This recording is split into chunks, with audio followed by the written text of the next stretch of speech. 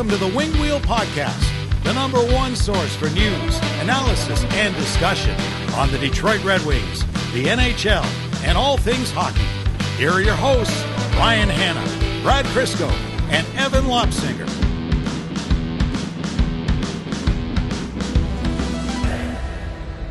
Welcome to the Winged Wheel Podcast. What you just heard is our brand new intro featuring the voice of, yes, the Detroit Red Wings' own Ken Daniels.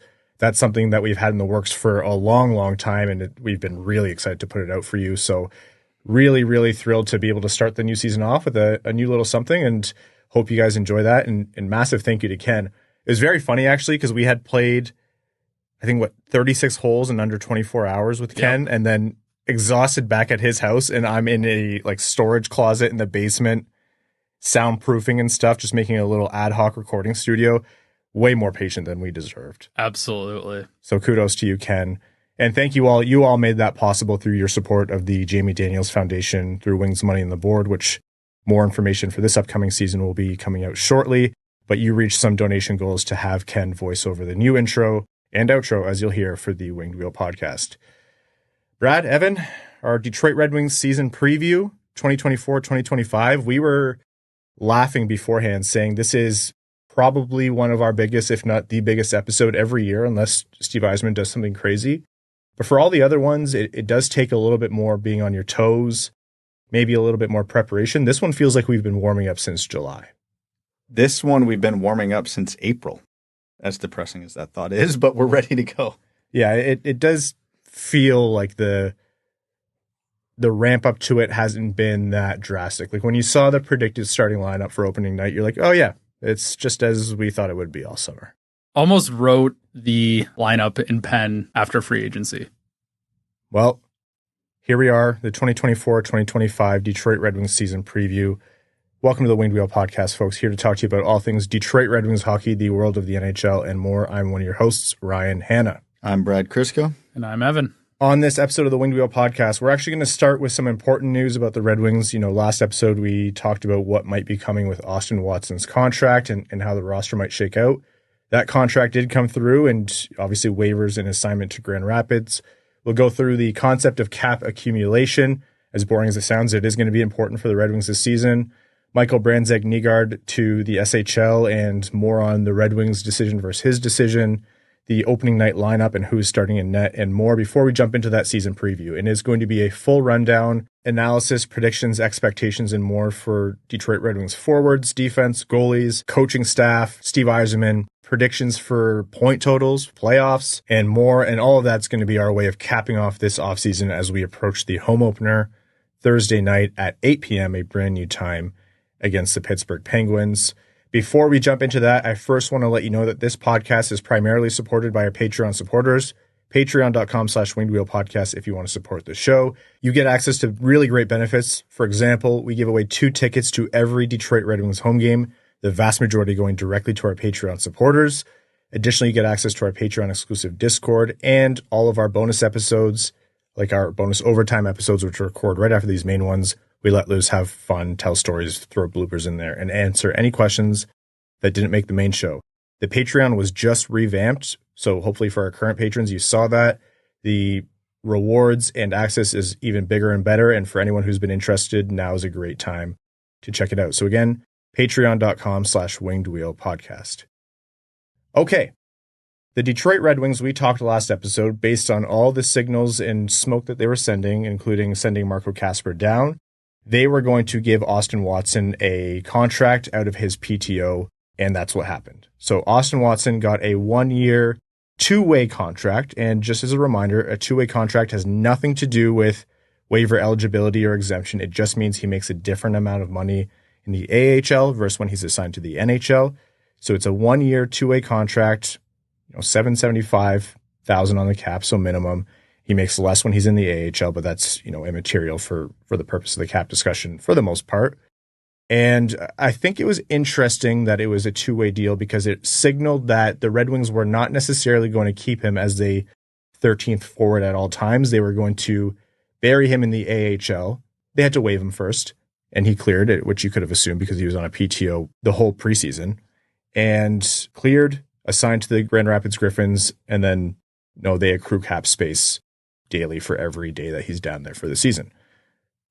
Any kind of surprise with that, because that also comes hand in hand with they're running with 22-man roster, 12 forwards rather than 13, and they're short one roster player that they could have thrown on there. So really they're trying to accrue daily cap space because also Justin Hall, after clearing waivers, was assigned to Grand Rapids. I think a lot of this is what was expected. If we focus on Watson specifically, he did seem like the perfect, I don't know what the phrase is, yo-yo guy. He can go up and down as needed. He can be an injury replacement. If they are going on a road trip, call it a 3-game road trip, and they don't assume the 13th forward is going to play, but they want it just in case someone gets hurt or something happens, he's a guy they can recall and drag along, because that's not something you would want to do with a Marco Kasper, hypothetically. If you're pulling him away from Grand Rapids for 2 weeks, you want him playing. If you pull Austin Watson away from Grand Rapids for 2 weeks and he's not playing, not the end of the world, with all due respect to the guy, because he did have a good camp. He had a good preseason. He earned a contract. I know there was a quote about him saying he wanted a one-way contract, but obviously if you're on a PTO, sometimes beggars can't be choosers, and this is what he had to take to get an NHL contract. And obviously the Red Wings aren't, brimming with talent in the bottom 6 on their forward group, so he probably sees there's opportunity here. Yeah, I think the 22-man roster caught a lot of people off guard, but the first week of the season, they're at home.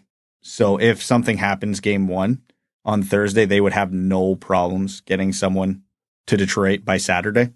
So no real need for that 13th forward, but once they start traveling a little bit and the schedule gets a little more compact at times, then this makeup of the roster would make no sense. But for the immediate short term, it makes a lot of sense.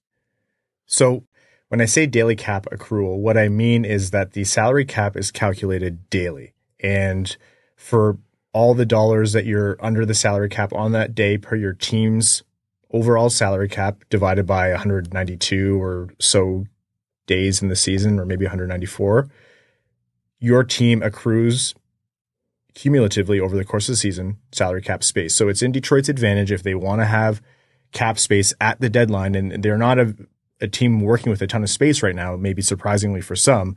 You want to be accruing as much as possible. So keeping Hall down, keeping Austin Watson down, rather than having that extra player up, that stacks up over time.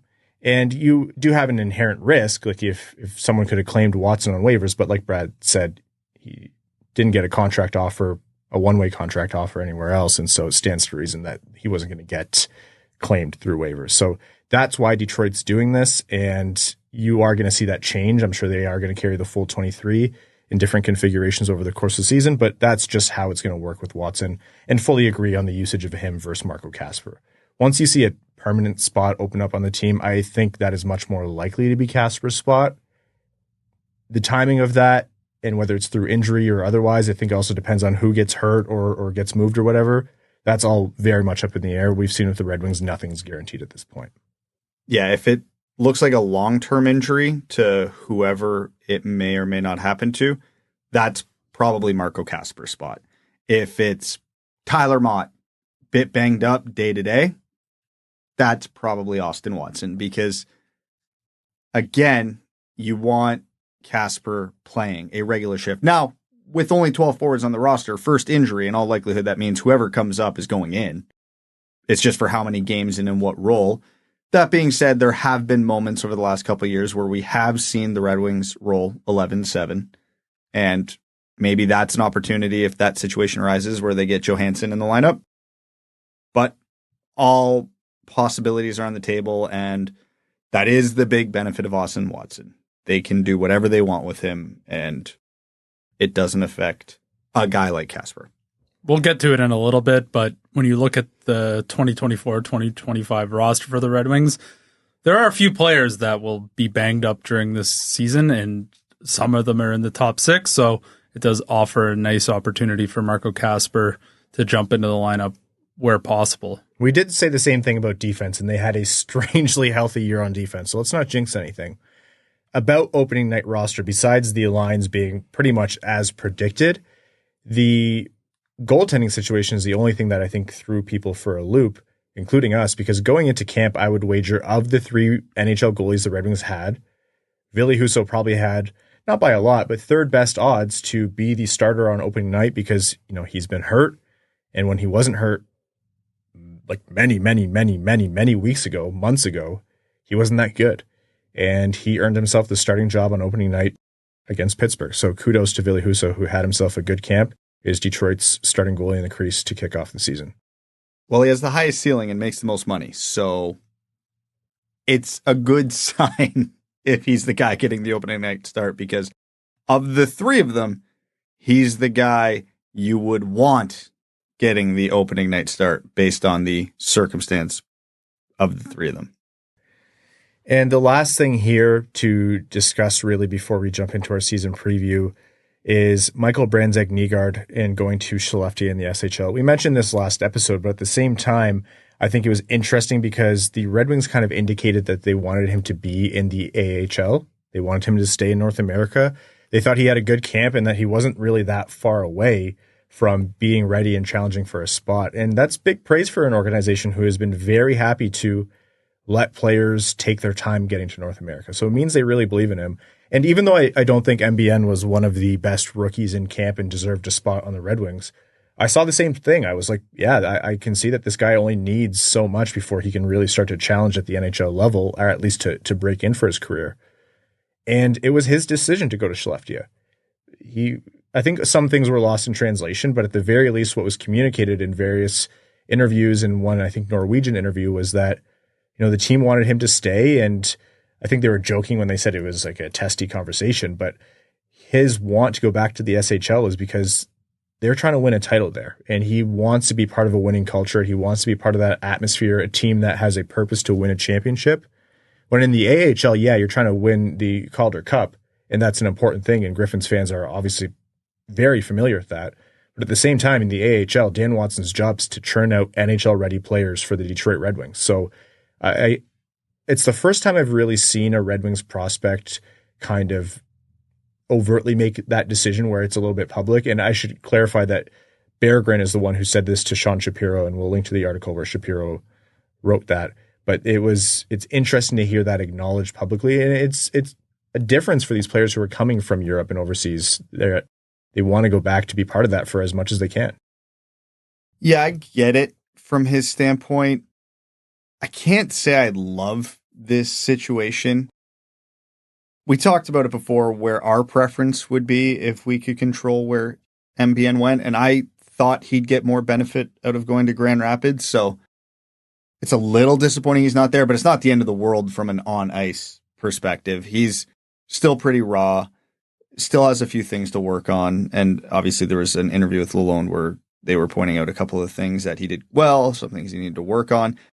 Honestly, they were talking about agility, and the small ice would have lent better to getting better at that. But, man, we all remember what Grand Rapids was like when they were on that heater last year, and then they went to the second round of the playoffs. And hard to say they weren't trying to win. I know development's the primary goal, which makes sense because the primary goal of every hockey player is to make the NHL. That's the ultimate goal. So while I don't think it's going to impact his on-ice development all that much, it is a little weird that he went against the organization's preference. Not the end of the world, not that big of a deal. I think a lot of it's just, you want to be comfortable where you are too. And even though Sweden isn't home, it's a lot closer and it's a lot more of what he's used to. At the same time, I agree with you, Brad. It was notable to me. I would have preferred AHL as well, but at the same time, the SHL has churned out stars for Detroit. And in one case, a guy who came right to Detroit and made it right away, and you have to assign a lot of what Mo Seider's development was to the SHL as well. Just paid him a bunch of money. So I'm not terribly concerned. I think it's a different path, and I don't think ultimately the output's going to be worse. I wouldn't say that. I think it's just different than what we would have expected and what we're used to. So worth noting, and at the same time, there are a ton of prospects in Grand Rapids who are going to be fighting for this next year. So it's not like, Grand Rapids is going to be devoid of that talent or anything. Well, the other thing is, too, he's probably 2 years away from the NHL anyway because of... Could challenge next year. They could, but again, we've talked about this. So they're bringing in Kasper, Danielson, Mazur, and MBN all at the same time. Another day. I know. That's 365 days away. I know. I'm just saying I do still think he's going to end up with a year in Grand Rapids. So hence why I don't think this is that big a deal that he's playing in Skellefteå this year.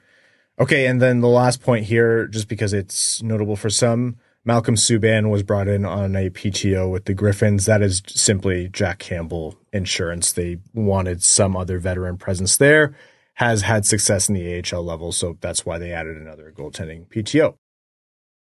Season preview. There is no better place to start than with the captain of the Detroit Red Wings. For a lot of people's money, still the best and most important player on the team, heading up the forward group, number one center. His biggest year yet based on trying to get this team to the next level. What are expectations for Dylan Larkin for the 2024-2025 NHL season? Please play 82 games. That's where it starts. I think if Larkin had stayed, I think it's a plainly obvious statement. If Larkin doesn't get hurt and miss all that time towards the end of the season, the Red Wings were in the playoffs last year. He was their leading goal scorer despite missing all those games. We know he's going to hover around a point per game. He's going to play both special teams. He's going to be the driver of the bus on this team. Just needs to do it for 82 games. Because again, if he misses 10 plus games, I really struggle to see this team competing for the playoffs. So it's one thing to say that, but it's another thing to realize the style of game he plays doesn't lend well to long-term health or short-term health. But we don't want him to change his style. So that risk will always be looming, but that's why he's the captain. That's why he's the first-line center. That's why he's the leader of this team. I agree on style, but some of the injuries he's had do feel like, well, that was out of his control. And unfortunately, it's the combination of both. But yeah, it's all about health for Larkin and availability. The best ability is availability. It's kind of a tired trope, but it's true. And like you said, Brad, that slump that the Red Wings went on late last season where everything kind of fell apart, that's driven by Larkin's injury. And so I have no concern about what Larkin's level is. Like if Larkin is the same player he was last season, that's phenomenal for the Red Wings. I think there's a case to be made that Larkin even has another level if he has a better year of line mates around him. You know, Raymond's better, DeBrincat if he has a better season, if he's playing more time with Kane and can do that. Like Larkin, I hesitate to put a cap on what his production can be because he's not always worked with the most. It is substantially better now than when he started his career, but it's all about Dylan Larkin continuing to be a great captain, a driver for this team, a great producer of, around that point per game. I think he has more in him depending on his line mates, but more than anything, 82 games of Dylan Larkin would go a long, long way. You talk about where you're going to add goals based on what you lost. Well, more Dylan Larkin would be a huge help. Yeah, I think Dylan Larkin is the easiest person to categorize for fans and for us. He is the embodiment of the Detroit Red Wings. He's got to be the hardest working guy. He's a great two-way player, and he led the team in scoring last year. If he is a straw that stirs the drink, if he is available all 82 games, that is a huge boon for them with their chances of making the playoffs. 69 points in 68 games. Nice. 33 goals, like you said, Evan, to lead the team. I think 40 is within range for him. I can't remember who made that prediction. It might have been someone on The Athletic, but I think 40 is within range for him, and there's no reason to think why, if he is healthy, he can be a point per game plus producer. Yeah, the goal scoring is what I think is going to have the widest range of outcomes, because if they keep that Raymond, DeBrincat, Larkin line together for most of the year, he's got shooters on either side of them. So how many shots is he actually taking? He could end up with 90 points this year and 25 goals. Yeah, but the thing is, he's also always been a uniquely good finisher over his career. I think that talent has always kind of been there. It's been a little bit underappreciated. So inherently, I do agree with you. If he's not scoring as much, it's probably because he has efficiency on either side of him. Predictions for overall points for Dylan Larkin. We won't do this for every player, but just because his is notable, assume an 82-game season. I got him in that 35-45 range, hovering around a point per game. Again, I think he'll flirt with 90 points, assuming he plays 82 games. That's the biggest question mark there. But he'll be probably hovering just above that point per game mark. For me, I'll say point per game plus. He'll be, north of that, but I'm not going to say he's 115, 120 point player.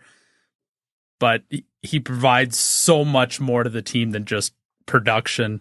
But either way, I think he'll be well above a point per game. If he plays 82, my bold take is he hits 90. Doesn't seem that bold to me. Thank you. I appreciate that. Okay, moving on. I think if Dylan Larkin played 82 games last season, he probably would have held the crown as team MVP because I think he was that guy for most of the year.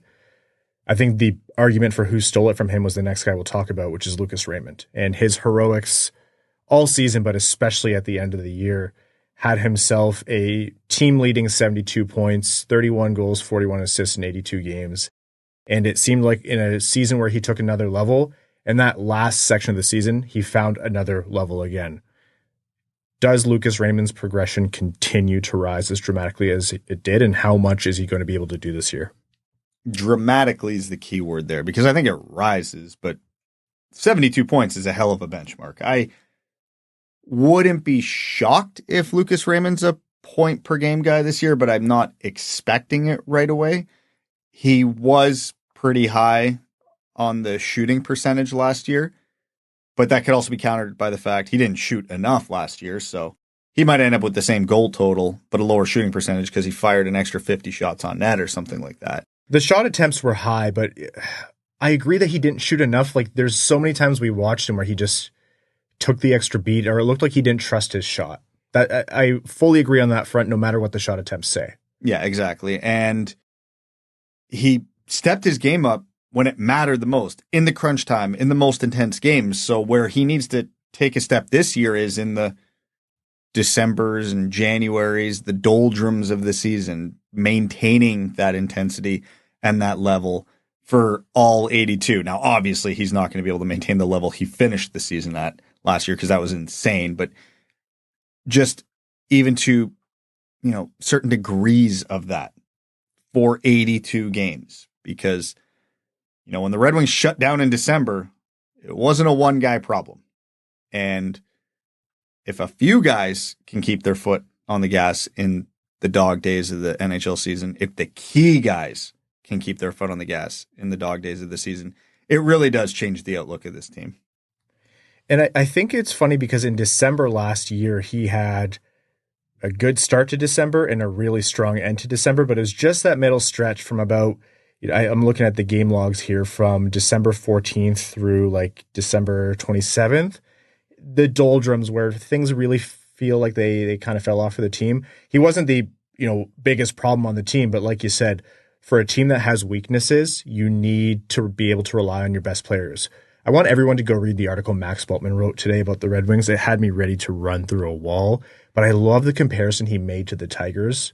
And it felt like I see a lot of that. The Tigers right now have had their success because they've had big guys in big moments show up when they needed to. Statistically, have they been the best in every inning? No, but they have just showed up. Everyone has played their role, and they've had to rely on those, huge swings from Carpenter or whoever else. And it feels like the Red Wings, much the same way, and like Max said in his article, they're going to have to be able to rely on their best players to show up when it matters, even if, statistically speaking, that's not what produces the best team on paper. And that falls on Lucas Raymond's shoulders partially this year.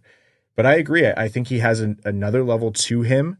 Does it happen this year? I think it does. I think he's going to have a lot of confidence coming into the season. And I think a lot of what the team's going to talk to him about is, hey, with this big contract, you need to really kick it into overdrive. And Raymond's never been an effort problem or a hunger or drive problem. He's willing to get his nose dirty. He's been willing to put on the dozen pounds of muscle for the running meme we have. But I see Lucas Raymond's progression going up even more this year.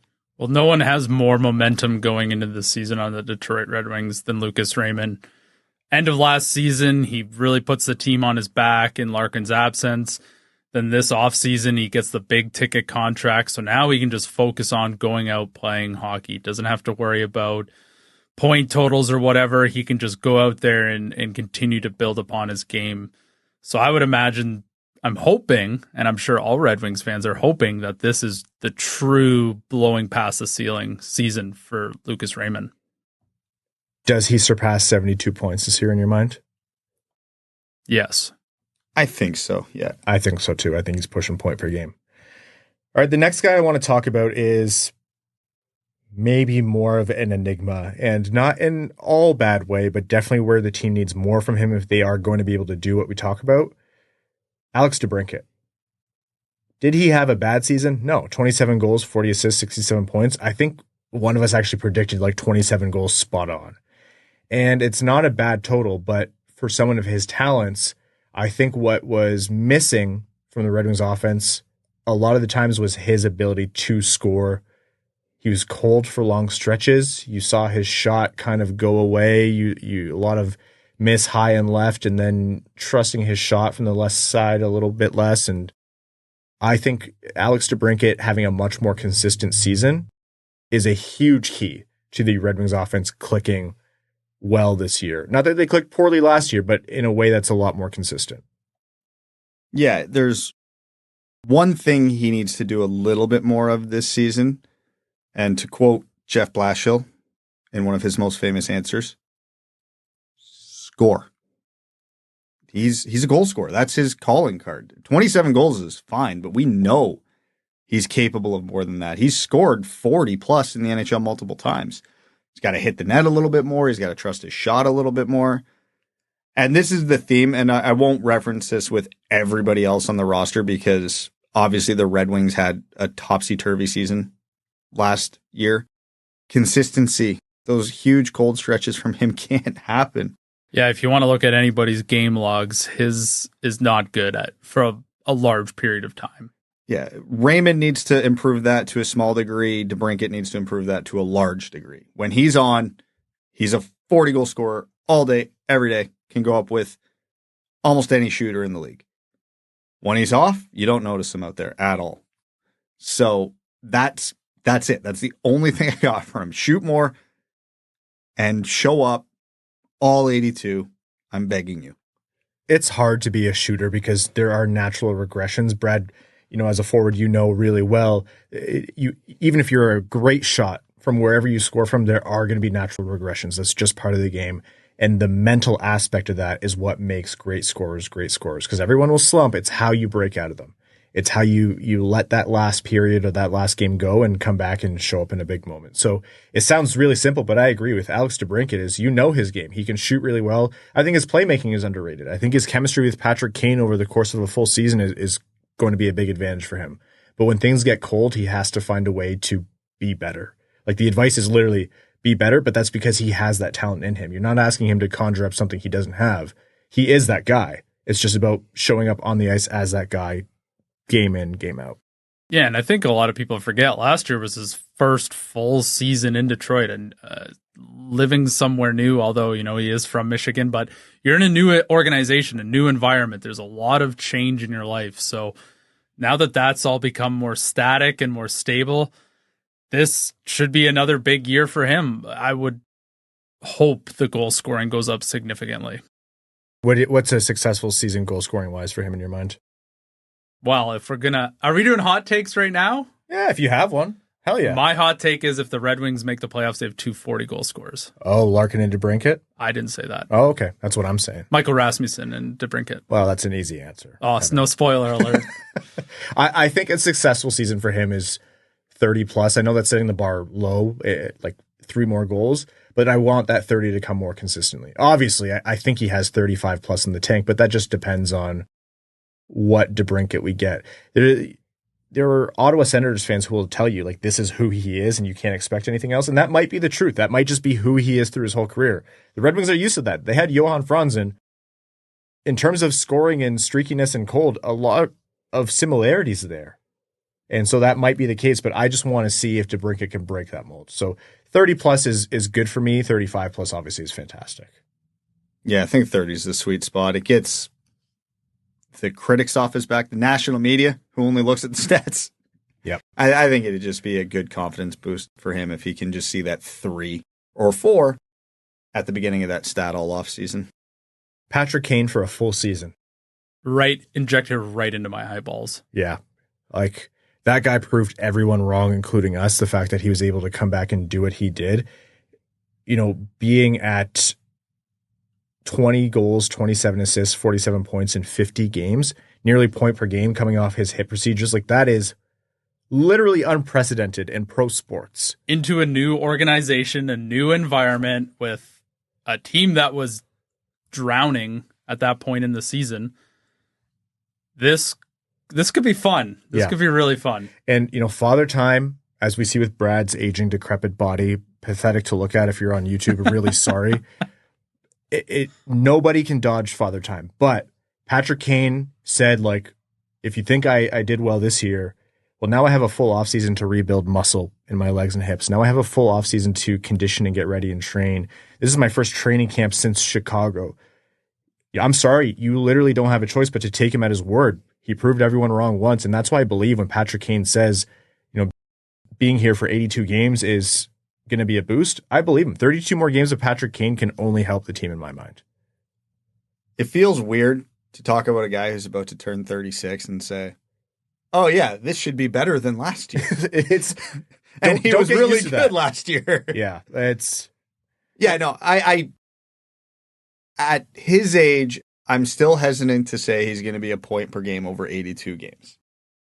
Again, he's in way better shape and recovered from this surgery way better than anybody could have ever possibly predicted in their wildest dreams. It's still not perfect. He still did have the surgery. He's not the Patrick Kane of 5 years ago. I think anything over 60 points for him right now is absolute found money still, even though this is going into his second season with the Red Wings. Patrick Kane being a generational talent, yes, is beneficial for the talent alone, but something else I think he brought to the team last year was the drive. He knows how to win, and he's one of those sickos who is like obsessed with winning, hates losing. And that sounds like a default thing to say, but in terms of organizational attributes that make you a cup contender, it's not just the guys on the ice. It's the mentality in the room. It's the culture of winning. It's the culture of not just hating to lose, but like doing anything possible to prevent losing. It's getting rid of, you know, for the lack of a better term, the loser mentality that sometimes festers in the room. And I think Detroit had that for a while because they were in the doldrums of a rebuild. I think you look at other organizations who are trying to shed that dead weight, and guys like Patrick Kane who have been there, done that, they move the needle. You saw a culture shift on the team. You saw it almost amplified even more in Dylan Larkin. And then not just that, but it rubs off on other players in terms of talent and mentality. Lucas Raymond talked a lot about, he thinks part of why he was able to take another step is Patrick Kane too. So having someone like that prolific in the room has effects on the rest of the roster that you can't really quantify, but you can see the results there in general on the ice. The team is lifted. Well, you get to see Patrick Kane, one of the best American players of all time, go about his day-to-day. If I'm a rookie or a young player in the NHL, I'm sponging all of that up. So, yeah, like you said, there's so many intangibles around Patrick Kane that are exciting, and it's only going to help build the culture and help some of these younger guys really take their game to another level. Okay, moving on from Patrick Kane, Vlad Tarasenko. And he's an interesting case because he was brought in to replace some offense, and we've said time and time again, this isn't the prime Tarasenko, but what can you possibly get from him on the Red Wings at this point in his career? Likely going to be on a line with Compher and Kane. Last year, won the Cup with Florida after being traded. I think he had a total of 23 goals, 32 assists over the course of the year. He had 5 goals, 4 assists in the Florida Panthers Cup run. With the Rangers before that, you know, being traded from the Blues. Like, he still has the production there, but how much of it are you going to get on this Red Wings team? It's a much different, well, I mean, he played on Ottawa, but it's not the Panthers, it's not the Rangers. 20 goals into the cards for Tarasenko? It has to be. It's hard to predict how anybody's going to age. And obviously he's on the wrong side of 30. He's not going to get faster. He's not going to get stronger at this point. He's still got his wicked shot. But this is one of those unfortunate but simple situations in hockey where the benchmark is really simple to set. He's got to do more than Perron did last year. That was going to be what I was going to add. Is he is the replacement of David Perron. Exactly. And Perron did a lot of the things away from the puck really well that Tarasenko can't. So he has to make up for that in production.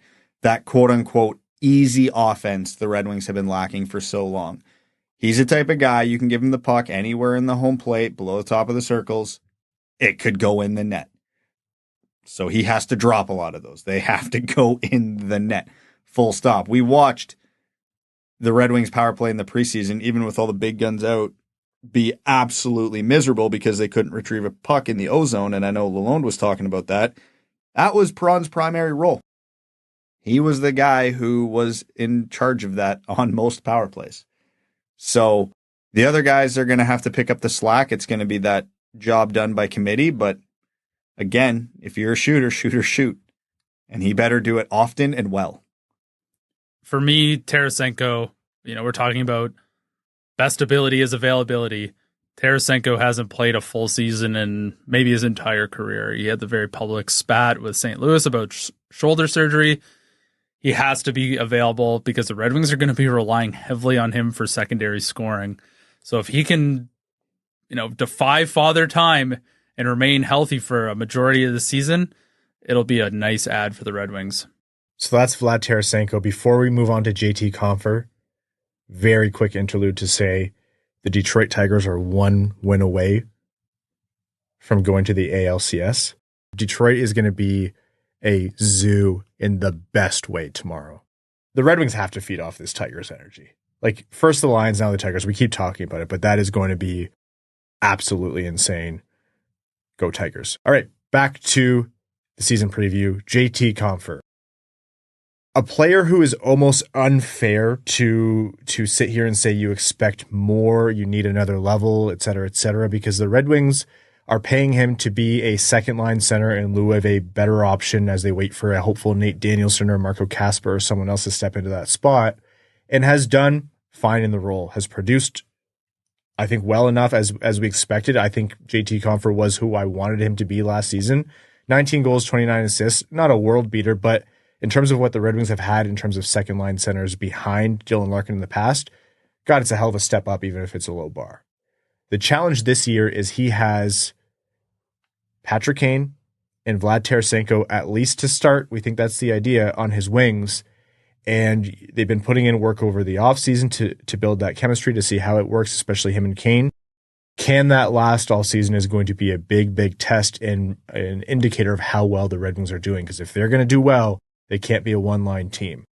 What do we expect and what do we need to see from JT Compher this year? We need him to play elite defense and keep up. He's going to be playing with two highly gifted offensive wingers of very different styles. And not that Compher's incapable offensively, but he's not to the level of those guys. And they are both, calling a spade, net negatives defensively. So it's great if they each put up, 60 points, but then there's still a -30 on the season. So a lot of that is going to be on Compher to be a responsible center between those two and making the plays that need to be made. And then once the puck transitions to the O-zone, not slowing them down. Has to be able to make the plays, has to be able to keep up. Not literally slowing them down, though, because I think in terms of skating, they're not. Correct. I think you should clarify that. I don't think Compher would lose in a race to either of them. But in terms of, when they start snapping the puck around and the O-zone cycle starts hitting, he's got to be in it and he's got to be making the right plays. That's exactly the point to me where I think is the only time you can point to Compher and say this is where there's a chance he is put out of place. And it's not because Kane and Tarasenko are 100-point players who absolutely need the best guy there. It's because they have the deficiencies that you mentioned. They're not in their primes, and they think the game offensively at a higher level. Can they execute that as well as they used to? No, but it's still at a different level, and it's a different kind of style. And at the same time, someone has to cover for the massive, massive defensive woes. Tarasenko has the reputation in the past of being that kind of imposing body down low, that kind of thing, but you're not really going to get that in this version of Tarasenko. And we saw Patrick Kane maybe accidentally be in one board battle all season for the Red Wings last year. Like, he's just not going to engage in that. So Compher, this is why he gets paid what he gets paid, because he has almost an impossible task in front of him to be a lot of different things. And that's why I think last season I'm very satisfied with what he did. I think satisfactory again would be good, because that means he accomplished it with an even bigger kind of amount of pressure on him. This season for JT Compher is both about simplifying his game, but also taking on more responsibilities, right? He doesn't need to produce offense to be effective, but he needs to fill in for his line mates where they're lacking. The points will come on that line. He just needs to mostly be available as the third option on that line. Defensively is where he's going to make his money, so I hope he's really worked on his cardio this offseason, because he is just going to be the water bug out there for those guys. Again, with JT Compher, it's like, do the Red Wings wish they had a better option and they could slot him in as a fantastic third-line center?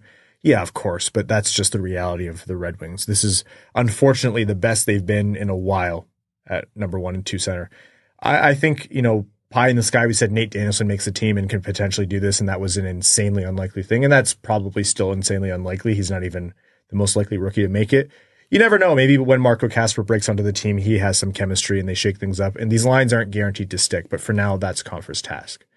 So those are the top 6. Larkin, Raymond, DeBrincat, top line, Kane, Tarasenko, Compher, second line. Let's talk about Copp, Rasmussen, Fischer, that shutdown line, that kind of modern grind line.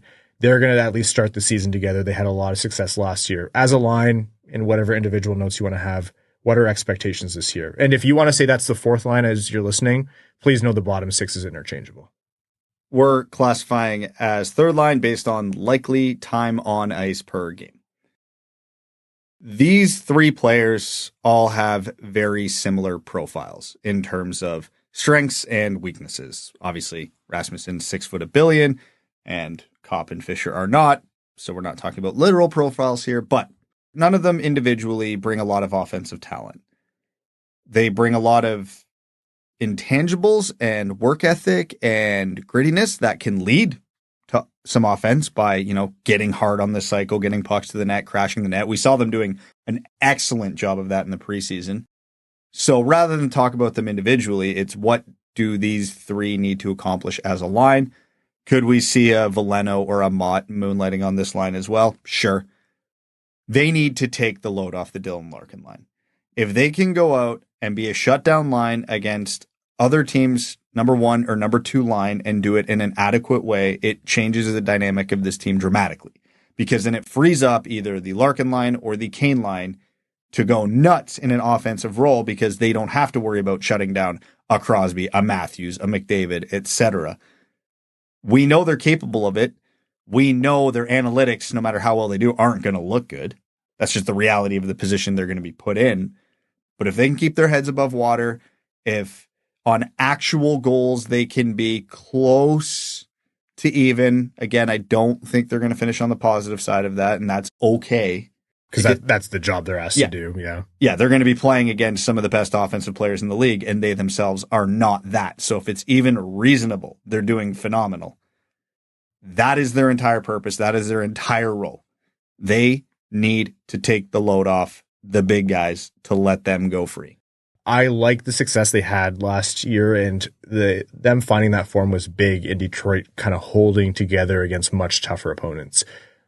Going back to what Max said, like, you have to be able to find a way to win in those big games when you're not stacked up as well on paper. And that's the reality of being a, at best, wild card team. And so how do you win with guys like that? And another part to talk about here is this line, as long as it's working, it gives a spot for Rasmussen to thrive. It gives a spot for Copp to find his role in the team where it's fitting him better than other situations they put him in. And that's also really important as those players continue to be at least somewhat effective or very effective in their roles. And Fischer's just an all-time guy. Like, the vibes are through the roof. I think every Red Wings fan is happy that he's back. Yeah, this is the water bug line for the Red Wings. They are going to hashtag chip pucks in, get pucks deep, and try and grind away the other teams. I think that's where that line is successful. You're not going to see a lot of highlight reel tic-tac-toe plays from them, but they're going to get the puck down low. They're going to work it along the walls, and they're going to try and just annoy the other team's best players. Michael Rasmussen and Andrew Copp had the same counting stats last year. I really hope Andrew Copp has more to his game than that. No offense to Michael Rasmussen. This line is an elite fourth line. Unfortunately, they have the task of playing third line, so eventually hopefully that will shift down, but I like this line a lot. They don't have the ultimate talent that the other two lines above them do, but they clock in, they got their lunch pails, and they go to the dirty areas and play gritty hockey. And that, I think it's a good point to note that, Evan. Like, as we talk about the optimistic outcomes for these lines, like, let's not dance around the fact that this isn't an offensively talented third line, as Brad said and as Evan just explained. Like, they're going to have their moments, and I think they have the capacity to show up at points. Like, I don't think any of those guys are completely useless offensively. I think Copp has shown production in the past. Rasmussen has shown a degree of production in the past, et cetera, et cetera. But that this is the bottom six is good depth for the Red Wings to have, and they all have their roles, but they're not world beaters like you might see on higher end teams, and that's what makes the difference. And then moving down to the fourth line, Veleno, Berggren, Motte, and then if Watson's in one day or Kasper's in another day, just in general, what are you looking for there? And I think Berggren especially has a lot of eyes on him because that is, in some people's eyes, the Kasper spot. Is it bad that the first word that came into my mind for this line was survive? They have their deficiencies. They're an eclectic group. You have Motte and Berggren, who could not be on more different ends of the player spectrum. Something's got to click, and on paper, the theme of this line makes no sense because of the makeup. The role they're going to play is they need to be better than the other team's fourth line. And if they are out against the other team's first or second line, something has gone horribly wrong in the game script. But that's where you hope a Veleno and a Motte defensively can tread water with Berggren holding his own. Because, hey, as much as Lalonde said Berggren has improved along the walls and in some of those areas that they wanted him to, he's still not a plus player in those departments. So the other two guys are going to have to do the lifting in that department. And again, if you got a guy like Berggren on there, you got to start chipping in some offense. Again, the recipe last year for Detroit was they weren't going to out-talent anybody, so they had to out-depth teams. This line may be the make or break of that. Whatever iteration of this line is, whether Kasper comes up or Watson plugs in or whoever, they have to be better than the other team's depth. Full stop. I also think it's really important to know what you said, Brad, about what Derek Lalonde mentioned about Berggren's progression, and that they think he's put in an honest effort to work on the parts of his game that they wanted him to all last season and didn't see, because he was producing like crazy in the AHL, but they wanted him to be more responsible, less of a liability. They didn't want him to come up and score goals but still be a net negative like Daniel Sprong was. They want to know that they can trust him out on the ice. And as unfair as it is for someone of his offensive talents, or it might seem unfair to put him on that fourth line, it is also a good place to put him if you want to put him through that test. And so I know the frustration with not seeing Marco Kasper up is real and justifiable no matter what side of the argument you're on, to some degree at least.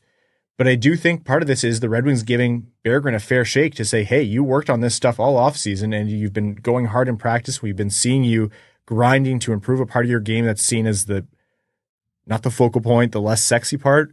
We have to reward you with an opportunity. And is it the best platform to do it? No, but guys who earn their spots make it work at the NHL level. So for Veleno, it's continue to try to take a step and justify your long-term role on this team. And for Berggren, is it going to be you, or is it going to be Kasper or Danielson or whatever? Are you going to hold your spot? And Tyler Motte coming in, you talk to any Tampa Bay fan or anyone who's seen Tyler Motte play for their team, like really, really, really well liked, and I think is going to do a lot to lift that PK. Brad called this line eclectic. That's far more kind than I was going to say the island of misfit toys, because it's kind of just like, hey, we went to a yard sale and we just closed our eyes and grabbed stuff and we put this line together. I don't really understand it, but it's the leftovers of what we've got. I think there's lots of intriguing parts there in Berggren, and can Veleno continue to build upon season over season? He's always been a quote unquote slow starter. Well, when are we going to see the final production? Yeah, this line could chip in offensively. Tyler Motte's going to be there to sort of help them out, be a water bug as well. I really have no expectations for this line. I'm just here to witness it just like everybody else. If this line holds together and the bottom six doesn't shake up and this actually all sticks, I'll be shocked. And it's not an indictment on them, but like you said, is it the ideal fits in the bottom six? You have the roles fit together well and on one line and maybe not the other, and you understand why you make the decisions. But yeah, it's definitely not a typecast line, right? I really don't know where you put this line out. How do you match them up against anybody else? I really don't see it. I think the ideal goal is that while still being defensively responsible, it's a line that can have some depth offensive impact. Veleno transporting the puck, Berggren's offensive touch, Motte's there as well to contribute what he does, but for the most part, making sure that they're defensively responsible. And that could be a little surprise attack as well. Sure. Right? So if the Red Wings are going to win, some games are going to need a little bit of that from depth from time to time. So it doesn't hurt to have. We'll see how it actually sticks. Okay, let's take a quick break to hear about the sponsors of this episode of the Winged Wheel podcast. We'll continue after we're back. This episode of the Winged Wheel podcast is proudly brought to you by Labatt Blue Light. Created in 1983, this premium light Canadian Pilsner is a delicately balanced beer brewed with Cascade hops and a blend of malt. It's fresh, crisp, and brewed to the highest quality standards. There's a little bit of Canadian kindness in every sip of Labatt Blue Light. How did it get in there? They're Canadian. That's how. You can spread the love yourself by sharing a Labatt. And when you do share a Labatt, you're not just sharing a beer. You're sharing an experience that'll pair with anything from hockey to a hoedown. So next time you're watching hockey with your buds, be sure to share a Labatt, because while you might not all root for the same team, although we on this podcast do hope you're rooting for Detroit, you can all enjoy a Labatt Blue Light. We honestly love going to games in Detroit and seeing Labatt being the beer that fans clamor for all over the arena. It's a reliable beer, and it's great to have in your hand when celebrating a goal. So head to the link in the description of this episode or the one you see on your screen to find Labatt in stores near you today. You must be 21 or older, and as always, enjoy responsibly. Let's move on to the scary part of the roster. We'll start with the happy part of the defense, which is Mo Seider. Got his new contract, number one defenseman for the Red Wings as long as he's been on the Red Wings, has not missed a game, has the monumental job of the hardest minutes in the NHL by far over many years of counting this stat. Again, like we said about the Copp, Fischer line, but to a higher degree because it's almost completely on his shoulders. His deployment is go out there, shut down the best players in the world, and just keep the team afloat, which comes at the expense of his offense, which comes at the expense of his ability to shine in other areas of the ice. But without Mo Seider in the past, the Red Wings would have been much, much worse off. What are expectations for this season for Mo Seider? Is it going to be different? And what do you think he's going to be able to do in terms of progression? Well, this is the most unfortunate conversation we're going to have about this roster. The expectations are he has to almost single-handedly save this defense because the only chance they have is to replicate his workload from last year and pray he does it better. He did it well last year. He did it a very admirable job with the task that he was given. Now he has to do it again with a weaker D partner in a more important season. Sorry, Mo. None of this is fair, but it's the reality of this situation unless Simon Edvinsson can do what you did in your rookie year, which is completely unfair to put on Simon. With Seider, yes, he's going to likely be paired with Chiarot. They did try him and Edvinsson together, but, Chiarot Petry as a pairing is, you have to make sure that's going to work. And I think they're still not sure that that's the case. And I don't blame them. That's a scary thought in my mind. So, yeah, if it's Seider and Chiarot, at points that's been terrible, and at points that's been fine to a little bit better than fine. Mo Seider lost the success he had with Jake Walman. When Jake Walman got hurt, he was never really the same after that. And now that Walman was traded away, like you said, Brad, there wasn't an option to replace him that we can see that is going to guarantee success. Maybe it comes if Simon Edvinsson can go up there. Maybe Chiarot meshes a little bit better this year, but I think, the only chance for Mo Seider to have an easier task this year falls on the collective shoulders of Simon Edvinsson, 90%, and then 10%, what can Gustafsson do down the lineup, which we'll get to. So it's almost a boring answer for Seider. It's a lot of the same while still trying to show the fruits of his progression that's being masked by this deployment. Because he has been getting better despite the stats going down. It's just he has an impossibly hard job. Yeah, I think you guys both nailed it right on the head there. Him and Simon Edvinsson are the lone islands on the defensive core, and they have to be exceptional every single game. The Red Wings have been extremely fortunate that Moritz Seider has played every single game of every single season he's played in the NHL so far. You don't want to have to bank on that, and we obviously want Moritz Seider to be in every single game, but that is truly an anomaly for the amount of hard minutes he plays. Going into this season, like you guys said, it's more the same. Hopefully Edvinsson can help shoulder some of that burden. Hopefully the other defensemen can, be a little bit more serviceable. It's going to be a tough year for him. We talk a lot about Simon Edvinsson and the Mo Seider thing, so let's just jump right into him. Technically a rookie season, no, because of the games played previous years, but effectively this is Simon Edvinsson's rookie season, a full season in the NHL. What are the fair expectations of him? And in terms of his game, what does he need to focus on, continue to improve, and what does success look like for him this year? Because he's in Detroit's top 4 guaranteed, and that's partially because he's a good defenseman already, and that's a lot because the Red Wings suck defensively. He has to be competent defensively. That's number one. It's a boring answer, but if him and Petry are getting caved time and time again, oh boy, is this going to be a long season. A very, very long season. I hope he can contribute a little bit offensively. We know he has the skill set to do it. I don't expect him to put up 40 plus points. If he can chip in 25, 30, I think that would be a big success on the offensive side of it for him. Just don't get caved. Survive. That's the name of the game this year. Because, hey, on the second pairing, he's not going to get a whole hell of a lot of sheltered minutes, especially on the road. He's going to have to adapt, and he's going to have to adapt quickly. Whether that's fair or not, it's the reality. And part of that is also he had chemistry with Petry before, but as you alluded to, Brad, is that going to continue? You don't know.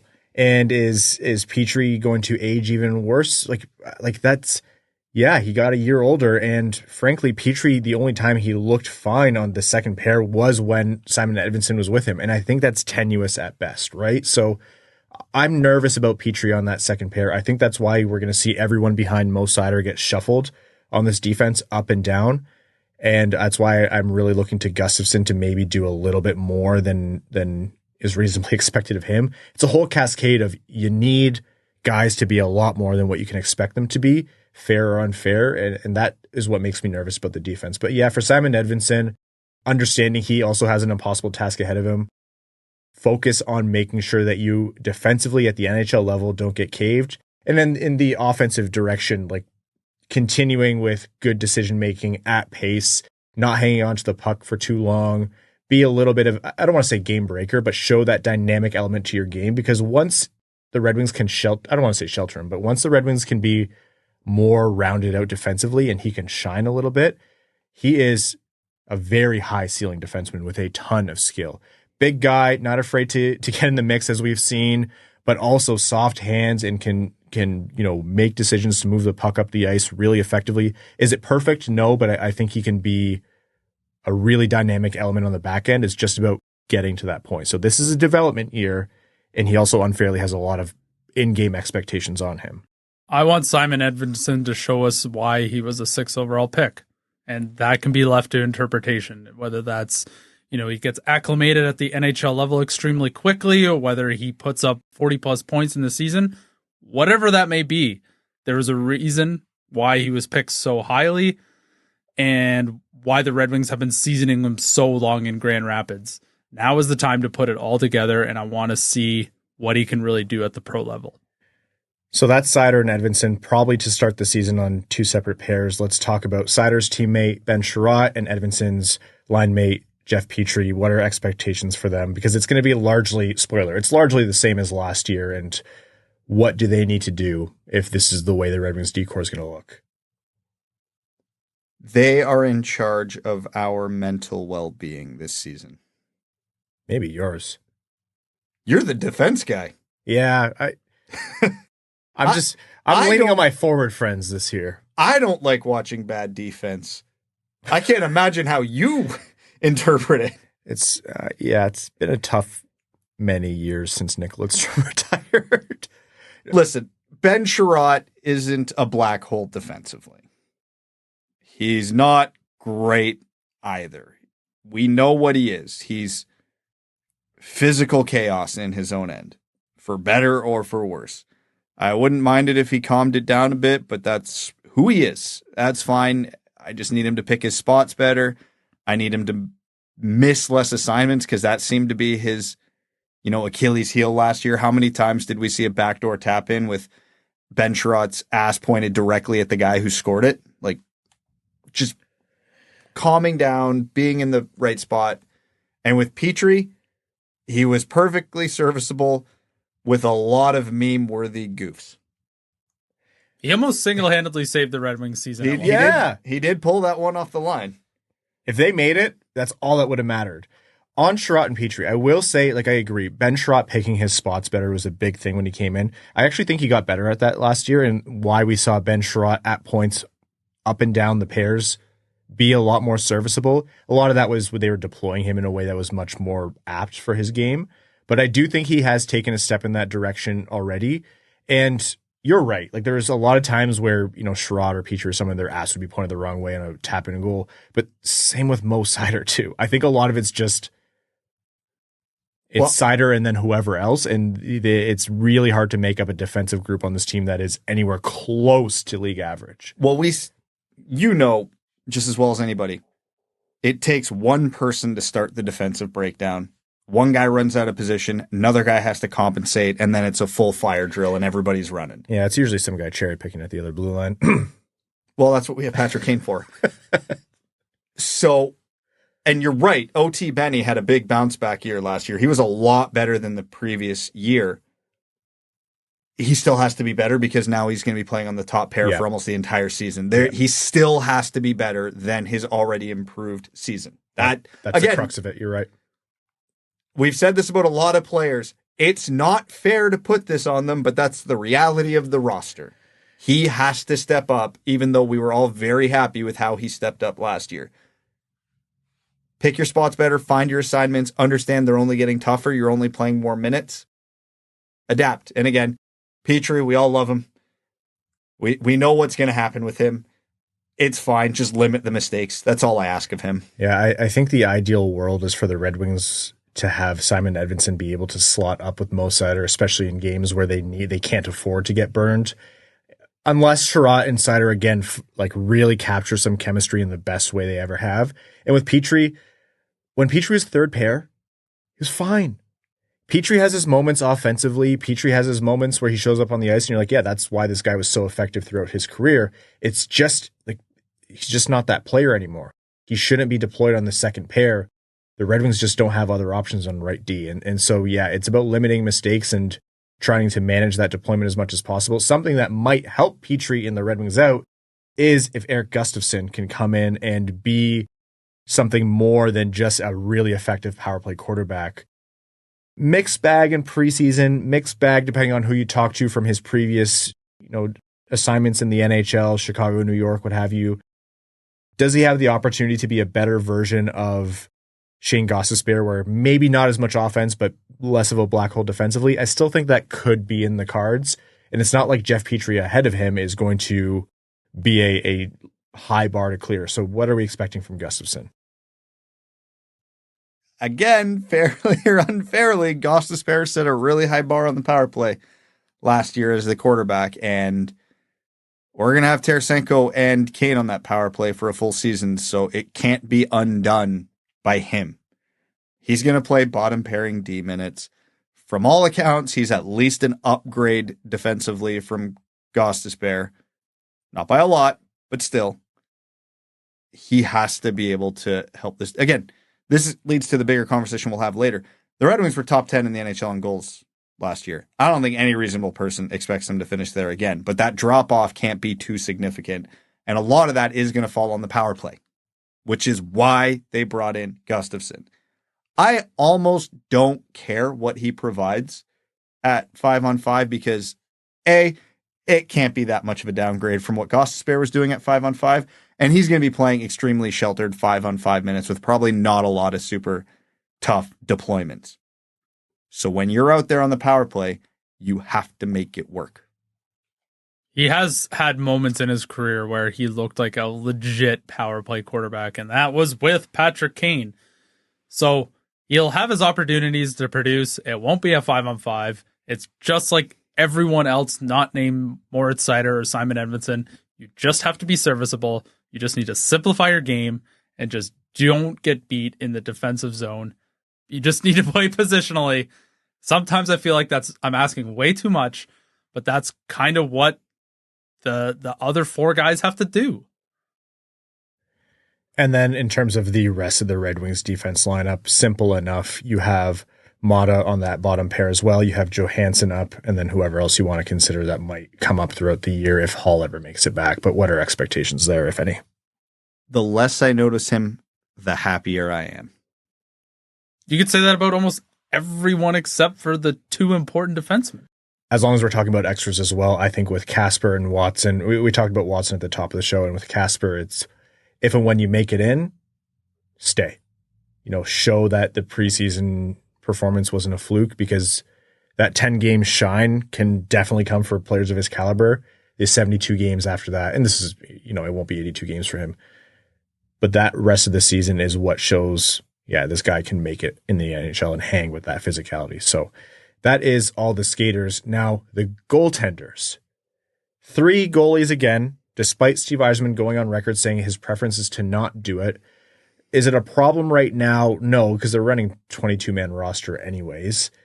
Do they want to clear it for future so they can have roster spots for other guys? Absolutely. But I don't think there's an easy answer as to what you do. But that's a different story. Let's talk about expectations for the goalies, and let's start with the opening night starter, Ville Husso, who has had a tough time in terms of injury and performance previous.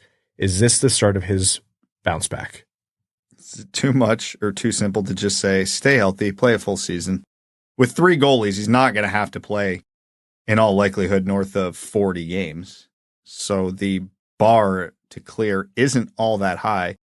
Be an NHL average goalie for 40-ish games, mission accomplished. Yeah, it's as simple as that. And I can almost copy-paste that for the other 2 goalies as well. Ville Husso needs to be healthy. He needs to be decent. That's about it. I think you can't have this conversation without saying, are they going to stick with 3 goalies all year? And my intuition is no. And I don't necessarily think that's going to come just because of trade, for example, because I think it's hard to trade goalies. I think a lot of it might be, one goalie fizzles out, or maybe it's LTIR or whatever it is. These are 3 goalies who can be good. These aren't 3 goalies who are guaranteed to be good. I love Alex Lyon, and I think for 35 games, he can be a great goalie for you.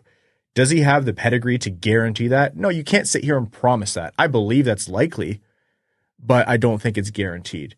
Ville Husso, we have already seen his highs and his lows. And with Cam Talbot, was he good last year? Absolutely, but that was on the LA Kings, and that was a friendlier defensive situation. That's not what he's going to get on the Red Wings. And so the most likely outcome is that 2 of these guys say, hey, I'm able to stick on this team and combine for 82 games of, league average to halfway decent goaltending, and 1 guy might fizzle out. Or Steve Yzerman might find a trade, or, but I just don't really see them going the whole season with 3 goalies again. And Ville Husso being on LTIR means last year they didn't in all reality either.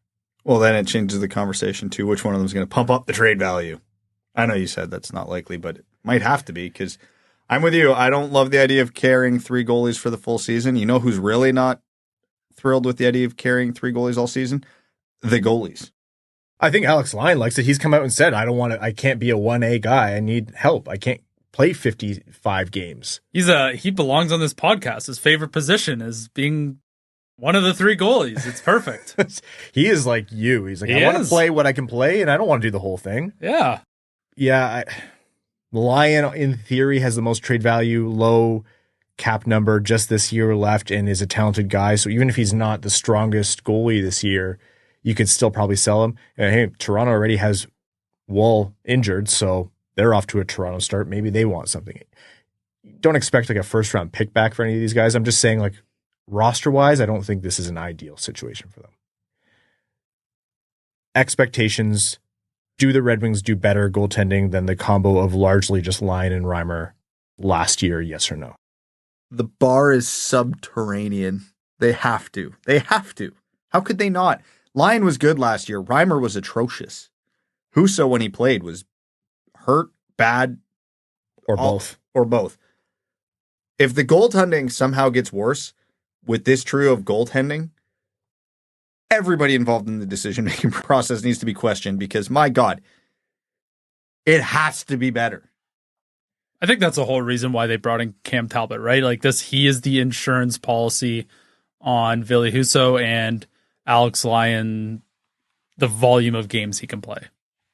Yeah, I think it's a cheap answer, but I agree the bar was so low. I can't imagine that they won't improve by a couple points, right? Unless Lyon doesn't find his same game from last year and then, Talbot does not hang at all in Detroit, then that's a big risk too. But, for as many games as James Reimer pulled out a wild save, he had a lot of stinkers. Not to say Lyon didn't as well, but by moving on from Reimer and adding Talbot, and then if Husso's healthy, like you have a hopefully better version of Husso.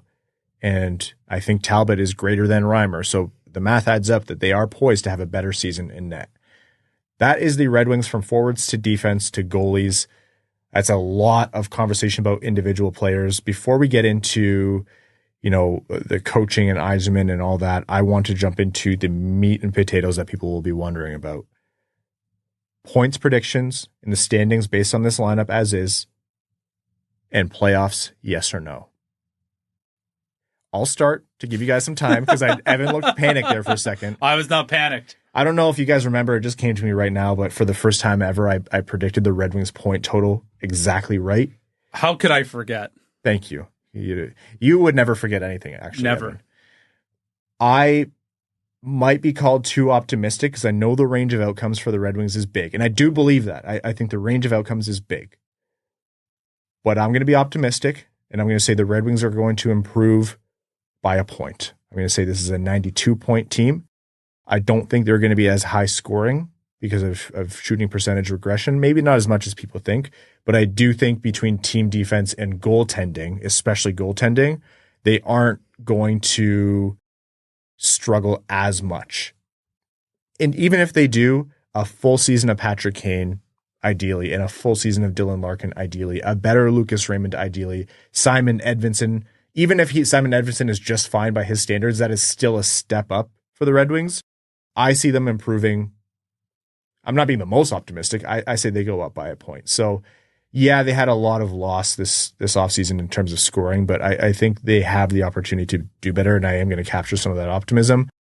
Where that optimism stops short is I think their luck runs out and the point barrier to get into the playoffs goes higher, and I think that maybe they're fringy, just miss the wild card team. So I'm going to say, if I had to pick one side of the fence, barely miss it again for the playoffs. I'm going to say 86 points. I'm going to say they miss the playoffs. The only position where I actually think they're stronger this year than last is goaltending, and that's a big wild card still. You don't think they're better on defense? I think if rookie Simon Edvinsson is better than what Jake Wallman provided last year, that is a massive win for this team. And how much did Jake Wallman provide that for? I think that's a really low bar. Like he was hurt and not himself and not playing for so much of the year. But that was only down the stretch. He played a good chunk of the season. Like, it's not like he went out in December. Like, he played a good chunk of the season. And let's not forget, he was the other half of that pairing with Seider. And, whether you want to argue he played well or not, he handled those minutes. He handled that deployment, right? Now it's in the hands of someone else. And now a rookie, for all intents and purposes, is coming in and filling that void on the second pairing. And again, I think Gustafsson's an upgrade defensively on Gostisbehere, but he's a downgrade offensively. I think the goaltending should be better. I think there's a reality where the D could be a wash. I think people are underselling how much this offense could regress, though. Like, they ninth in the NHL last year. Is anybody here surprised? I'm not predicting it. I don't think they're going to be that bad. But would anybody here be surprised if they're a bottom 10 offense in the NHL this year? I would be. Dude, it's still Larkin. It's still Raymond. Yeah, it's more Kane. They're still great, but the depth scoring is almost non-existent. Like, no Sprong, no Fabry, no Gostisbehere. Like, they lost a lot of offense last year.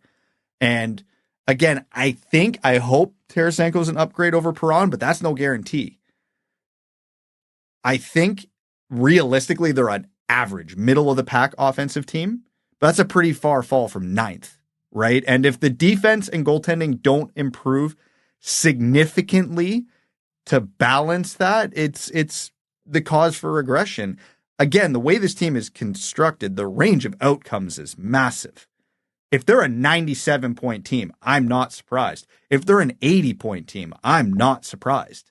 So I'm kind of splitting the difference slightly on the pessimistic side, just because the one position I'm the most comfortable in saying is going to improve is the biggest wild card position in the sport. So I think they're competitive, they're frisky, they're in the playoff race down to the wire, but I don't see them having the horses to keep up in a strong Atlantic. And again, I'm with you. I think the playoff benchmark is going to be a lot higher this year. First, I'll say I think they're going to have 91 points, which is what they had last year. You just really want to run it back. That's kind of what it feels like to me, right? Like, think of all the guys we talked about who joined the roster. We're saying, oh, Tarasenko is the Perron replacement. Gustafsson is the Gostisbehere replacement. That's kind of what I'm feeling from this team. I also think the big question mark and almost what the certainty is the high water mark to get into the playoffs is going to go up this year. Every other team thinks that they got better. Washington thinks they're still going for it.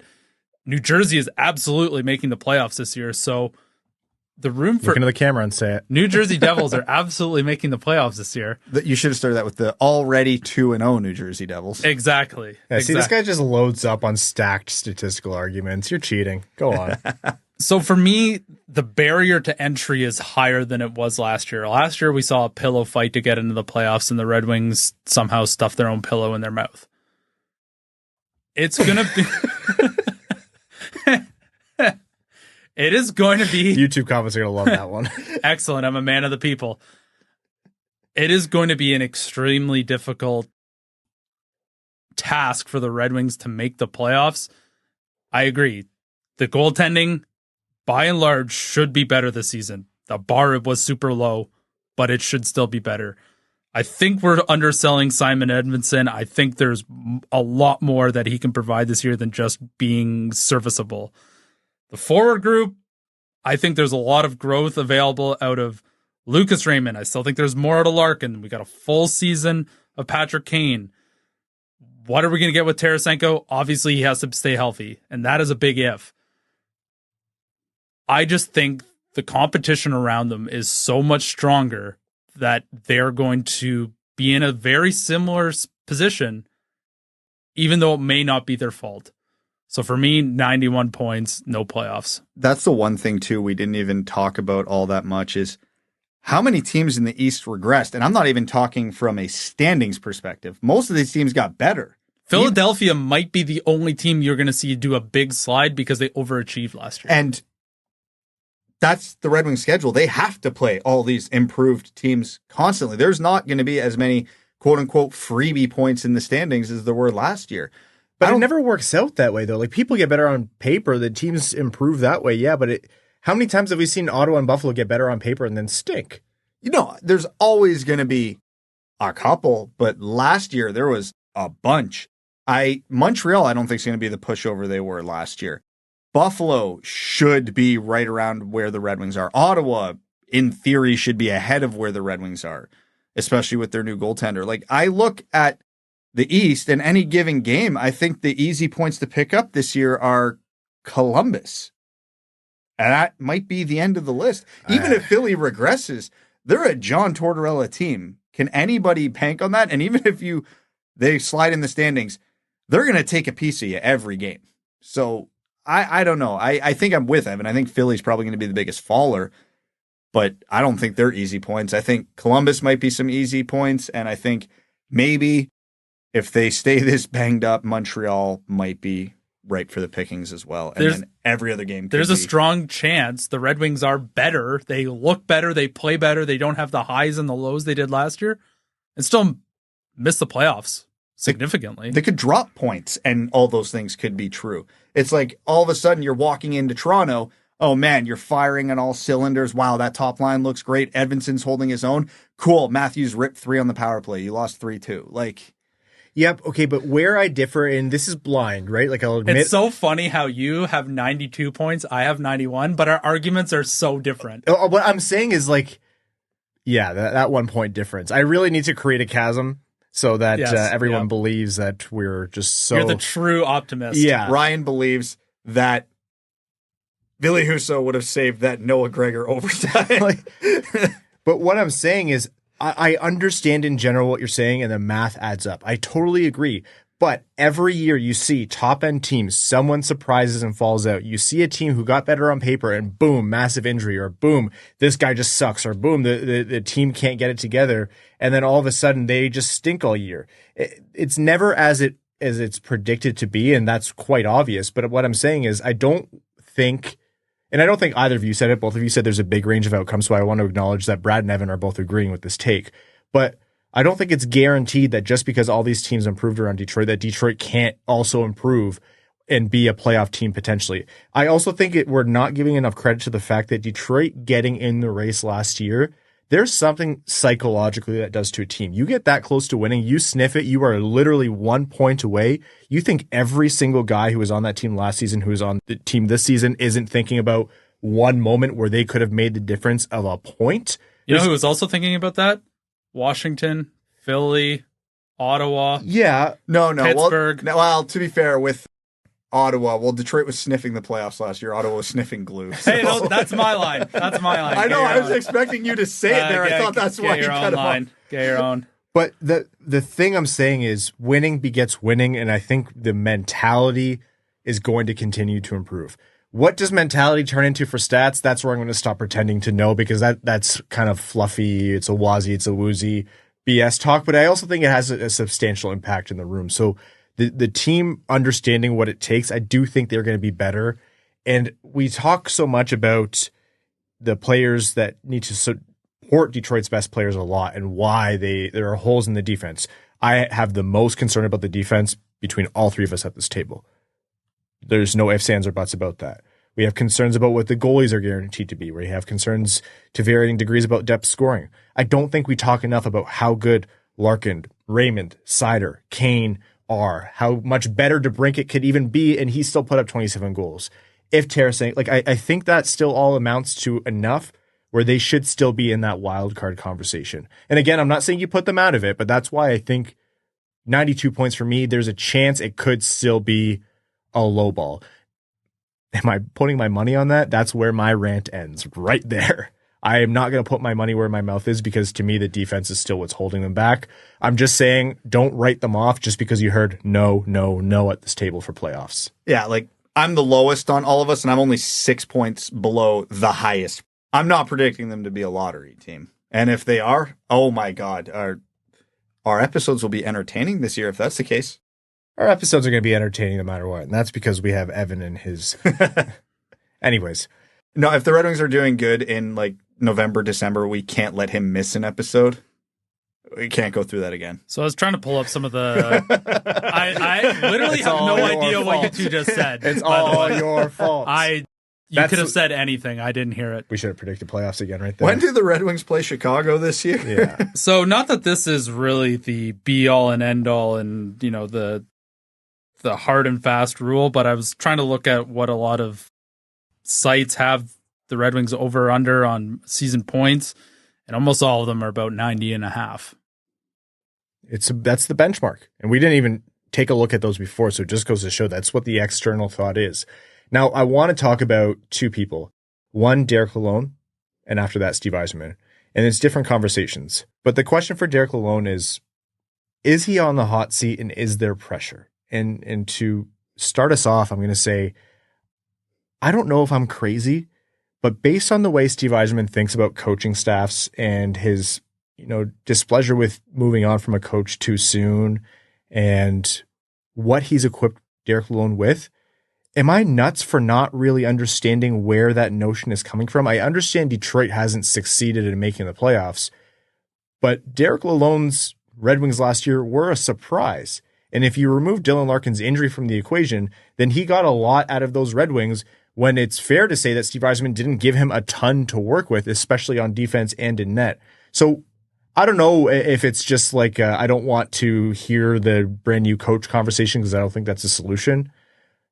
But I just can't get myself into a space of thinking, yeah, Derek Lalonde's actually on the hot seat. But I'm fully willing to hear that I'm wrong if you guys differ. No coach in this league is safe at all time. I heard someone predict John Cooper might be the first coach let go this year. So everything is possible. People were calling for Blashill's job for 3 years before he finally got let go. I don't think Yzerman's going to be impatient with this. There's no reasons to think Lalonde's on the hot seat. Now, if this season goes really off the rails and they're a lottery team, like in January, yeah, it's going to be hard to make this justification now. If it's catastrophic and the failure's not coming from defense or something unpreventable, like if the chemistry falls apart and their best players suck, then yeah, that's a different story. If we're doing prospect profiles before the trade deadline, I'm calling for his job. Well, what if that's because of goaltending or defense, right? What if it's just that's Steve Yzerman? Well, that's the next conversation, so hold on. Yeah, and it's also goaltending. Can't blame on the coach too much. We've seen teams with bad defense be good defensive teams because of system and buy-in and that stuff. So it's not always the coach's fault, but a good coach can do significant damage control. That just goes to show that a coach is really never safe and the clock is always ticking, regardless of how successful you've been.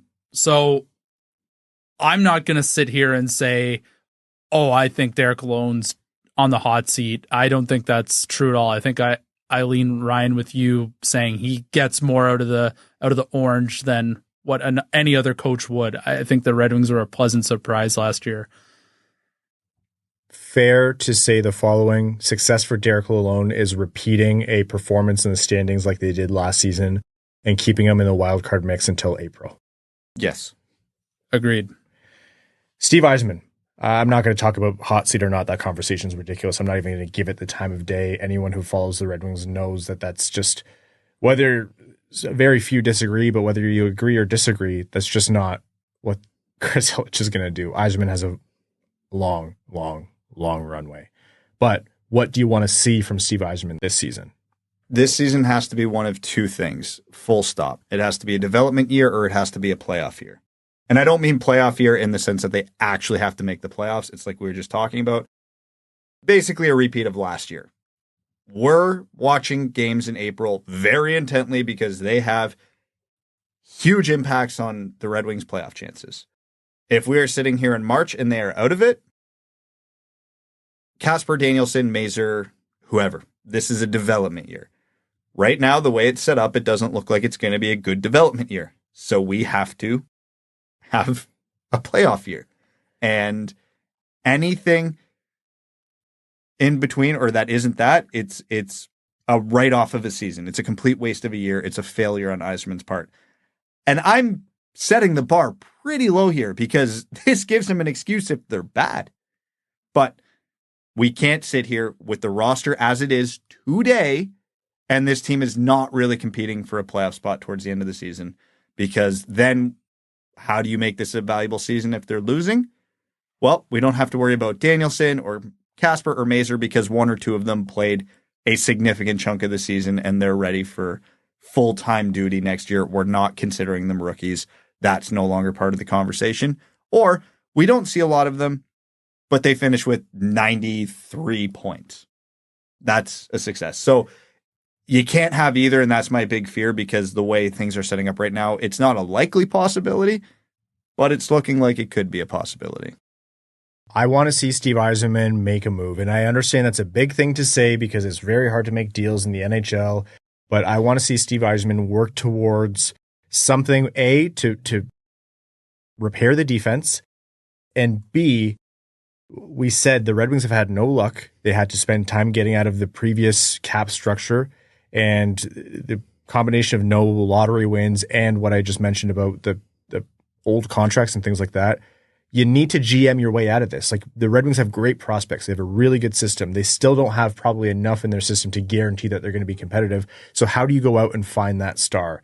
And to me, the question is, can Steve Yzerman GM his way out of it? So I want a solution on defense in the short term if this is going to be the priority for the organization to make playoff pushes in the short term. I think you need to add more to that defense. It's just not enough. And I want to see, and I don't think this is, you can put a timeline on it for this one. How do you add that star? Do you target Kaprizov when he becomes an unrestricted free agent? Rantanen, it seems like he's going to stay in Colorado. But those are the kinds of players, like, how do you get one of those guys? It's near on impossible in the NHL. It's not the NBA. But how does Yzerman GM his way out of this? That's what I want to see. But short term, please help the defense. Please.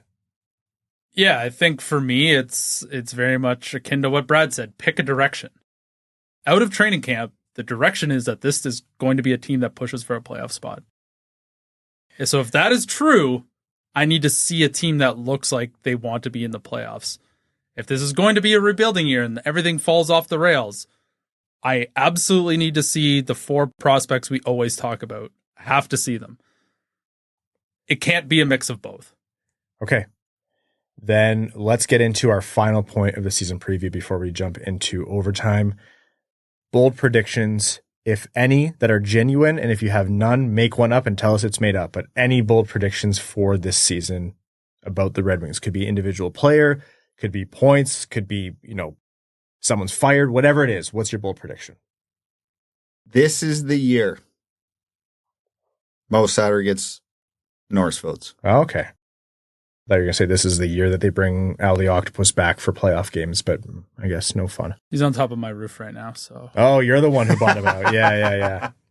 As I said hours ago at the start of this podcast, if the Red Wings are to make the playoffs, they'll have 2 40-goal scorers. You can decide who they are. I will not. I think the path to success will be based on 2 players really just going supernova. I really didn't think you thought that highly of Andrew Copp, but well done. A pleasant surprise. My prediction, my bold prediction, that I'm going to try to stick the landing here. I think the Red Wings have a major trade, and I don't just mean one of the goalies. One of the goalies could be traded, but I think the Red Wings have a major trade. Doesn't have to be a blockbuster for a superstar, but a trade that is extremely significant. Let's call it to the level of an emergency episode.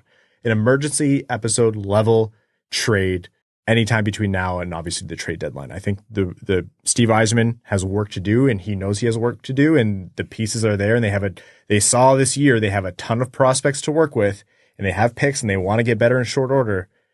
I think the trade happens this year. Why? Because I want it to be the reality, and that's convenient for me. That is our 2024-2025 season preview. Let us know what your points prediction is and whether the Red Wings make the playoffs, whether you're commenting on YouTube or tweeting on Twitter or wherever it is. We want to know what you think and what the consensus is. But for now, that's our early look. We'll see how things kick off.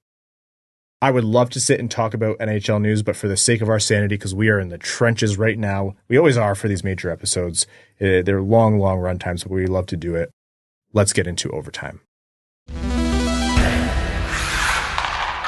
We're going to overtime.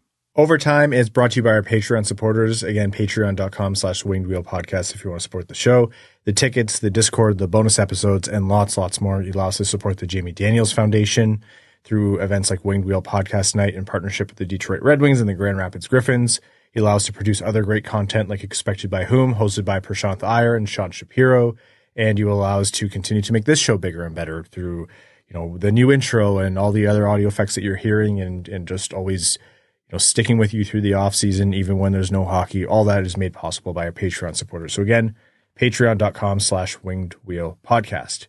Avery Sloppy Second says, am I wrong in thinking that Shesterkin made a huge mistake in turning down his offer from the Rangers?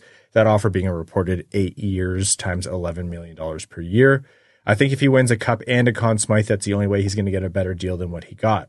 Then again, after watching Korpisalo in the first period against Boston, I have to imagine that Swayman was on the bench thinking, I probably would have been better served to make a counteroffer after this game. Two things. Jeremy Swayman lost at least $8 million by not waiting another week to sign it. Yeah. Oh my God. Yeah, and what a surprise that Korpisalo was. Yeah. And two, we are not that far removed from this past free agency cycle and how many mediocre players got overpaid. If Igor Shesterkin hits July 1, he's going to get more than that. If he gets the Bobrovsky percentage, I think that comes in a shade under 11.5 per year, if I remember correctly. And yeah, Bobrovsky was considered an overpay by some and at the very least a big contract, but you can't really blame him for wanting the same there. So I don't think he's crazy for turning down 11 mil. Now, if he gets hurt this year, then that's a big risk, right? Turning down $88 million, not really an easy thing to do. But again, I agree with Brad. I think someone is poised to overpay for him. Unless he John Klingbergs himself. That is still... I never have rooted for a team that John Klingberg has played for, but to turn down around $56 million and never making anything close to that, that agent and player relationship has to be the worst in league history. Oh, he fired his agent very shortly after that. Yeah. Simon says 27 says, watching that behind the scenes NHL series that just came out, I had the subtitles on and they had Steve Dangle in the first episode as screaming Leafs fan. I wonder what yours would be if you were on that show. Oh God. Brad would be tired man. Tired Red Wings fan. I don't know what yours would be. Yours would... Analyst. His will just say, here. Evan. Subtitle, Evan. Steve probably got off easy. I love that the one shot they used of him was wielding a hammer. It's just so funny, man. He was and that's the only one. That is the... It's still great for them. Awesome for SDPN to have their representation cracked up. Message Steve right away. That was hysterical. Bex says, will we ever see Buchelnikov in North America? And if so, what do you think is the timeline? Oh, man. Undersized, highly skilled Russian forward signed to a contract in the KHL. 2 to 3 years, probably. His archetype does not come over quickly, traditionally. And to be clear, Michkov did. They are not in the same tier of player. And Michkov kind of forced his way into North America. So I would consider the mid-20s kind of the hope. And don't forget the Red Wings drafted him as an overager in his draft. Yeah. And not a late birthday, a legit overager. It was his second time through. All right, moving on here to our next question. It is from MF. They say, with the potential dip in the standings, is this the year the lottery gods finally smile on us? Insert, no question about it, I'm ready to be hurt again, Michael Scott picture. Look, I don't even want to make the, they're going to win from 11th best lottery position joke again. I just don't want to be talking about the lottery. It could be. We talked about it. It's a range of outcomes. I just don't even want to think about it right now. It's depressing.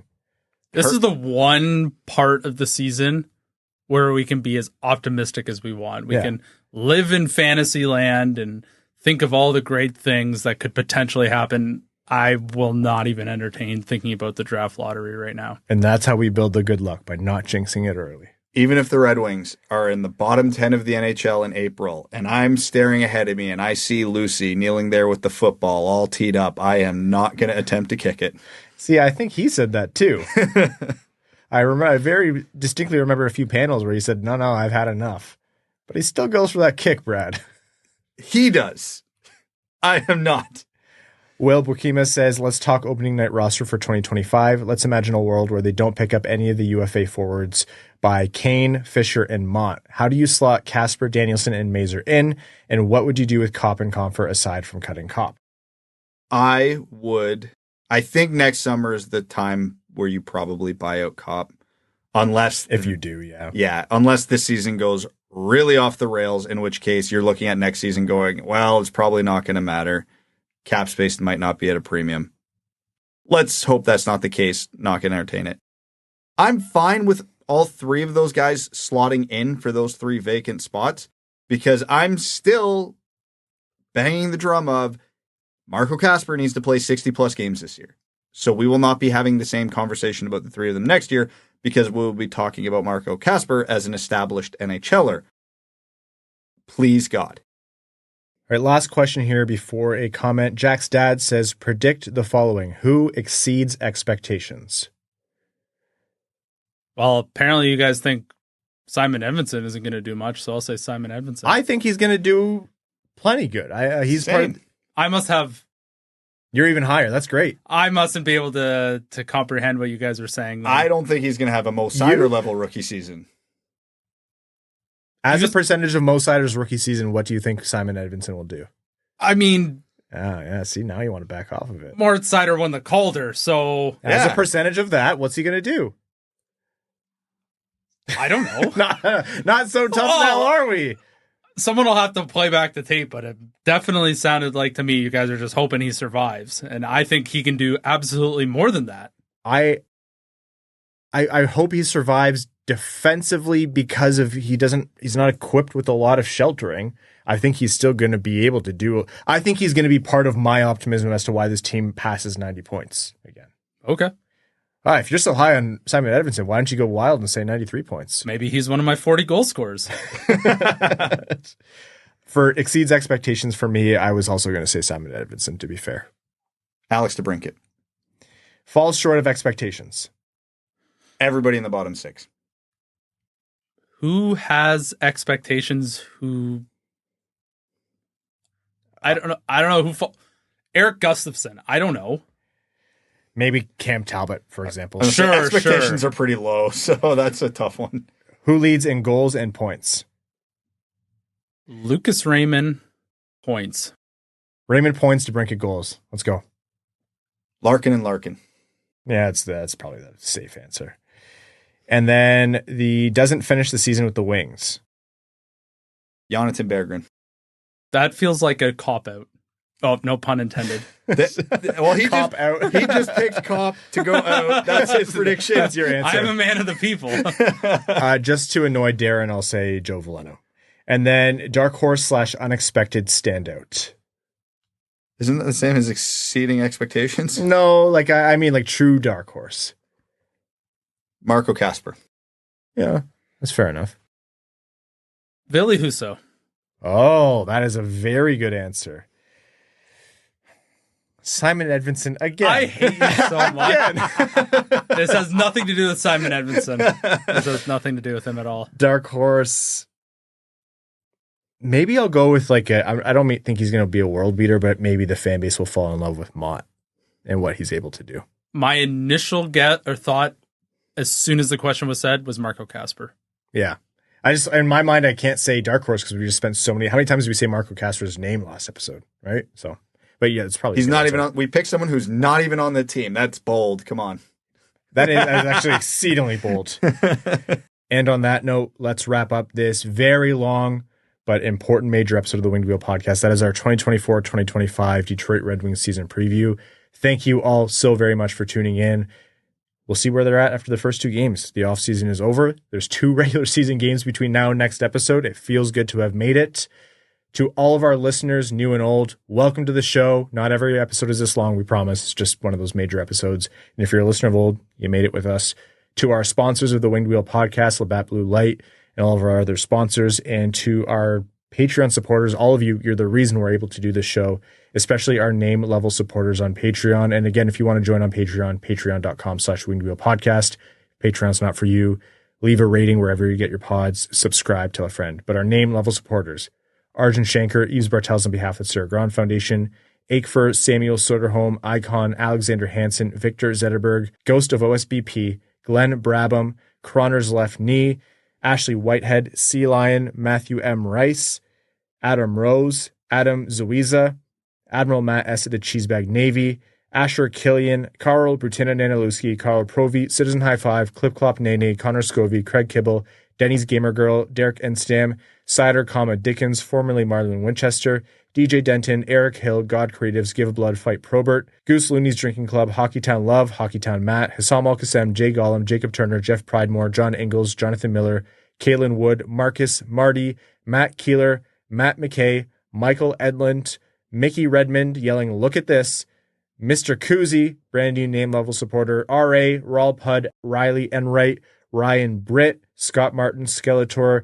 That's What I Appreciates About You, The New Jackson 5 Holes, Wallman's Elite Dancing D, Winged Boogie, Iserplan Stan, General Andy Bohan of the Cheeseburger Army, Sam Bankson, A.A. Ron, A.B., All Motor No Hands, Ann Stanislavski, Axel Sandy Pelika, Bellingham Acid Balls, Bex, brand new name level supporter, Chimkin Nutgets, Commander Ben Barron of the Cheesebag Space Force, Connor Layton and Corey Prida, Darren Fick, Datsukes Dangleberries, Eric Nance, Frank Stanley, Gene Sullivan, Grepsky, Griffey Boy, Huge in Korea, James Pridemore, Jeremiah Dobo, Jim, JM Rhapsody, Joey Jojo Shabadoo, John Evans, Derogatory, Josh Yelton, Keenan O'Donohue, Casper the Unfriendly Ghost, Kevin McCracken, Quaz, Les Grossman's Ungodly Firestorm, Linda Hull, Lucas Raitmond, Ophelia, Steven, That Other Guy, Trent Thorough, The Hodag, The Hat 123, Wings fan in Chi-Town, Wings fan in St. Louis, Scott, and your second favorite patron. Thank you all so very much. Let's go Red Wings. Thanks for tuning in to the Wing Wheel Podcast. Be sure to visit wingwheelpodcast.com, where you'll find links to subscribe to the show on Apple Podcasts, Spotify, YouTube, or wherever you get your podcasts. You'll also find ways to support the show, like Patreon, official podcast merchandise, and more. And don't forget to follow us on X at WingWheelPod, at Ryan Hanna, WWP, at Brad Crisco, and at Hockeytown Evan, as well as Wing Wheel Podcast on Instagram.